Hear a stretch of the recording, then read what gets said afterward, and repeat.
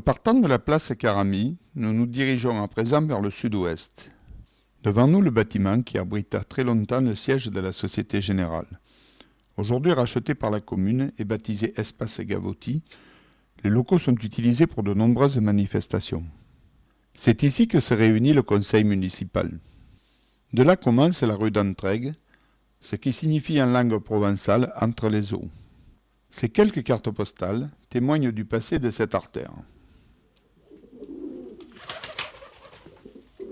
À l'extrémité de cette rue s'ouvre une grande place appelée place Jean Reynaud. Dès 1515, les voisins du portail de Jean Reynaud exprimaient le souhait de voir établie en ces lieux une place publique. Ce n'est que vers le milieu du XVIe siècle que leurs souhaits furent exaucés. Tout d'abord baptisée place du portail de Jean Reynaud, puis place de Jean Reynaud, la place Jean Reynaud fut agrémentée d'une fontaine entre les années 1579 et 1583. Elle fut dans un premier temps payée par ses riverains. Le 25 juillet 1583, la commune décida de rembourser les sommes versées. La fontaine servit également de lavoir.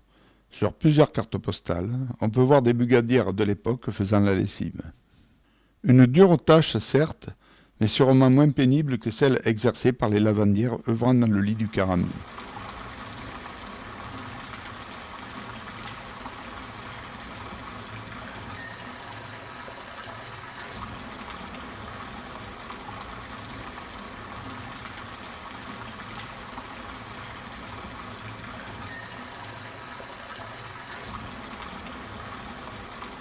Lors de sa réalisation, la fontaine fut implantée trop près de la rue, empêchant la bonne circulation des véhicules. Dans le dernier quart du XXe siècle, elle fut restaurée et reculée de quelques mètres. Voici maintenant une carte postale de la rue Hôpital-Vieux, telle qu'on pouvait la voir il y a environ un siècle.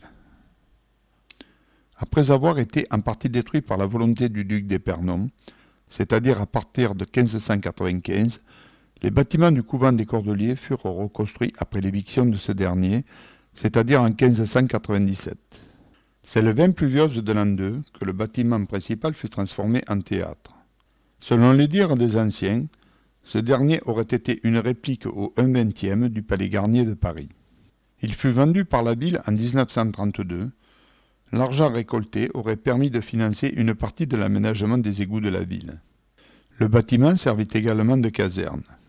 Sa dernière affectation fut la coopérative vinicole des Cordeliers.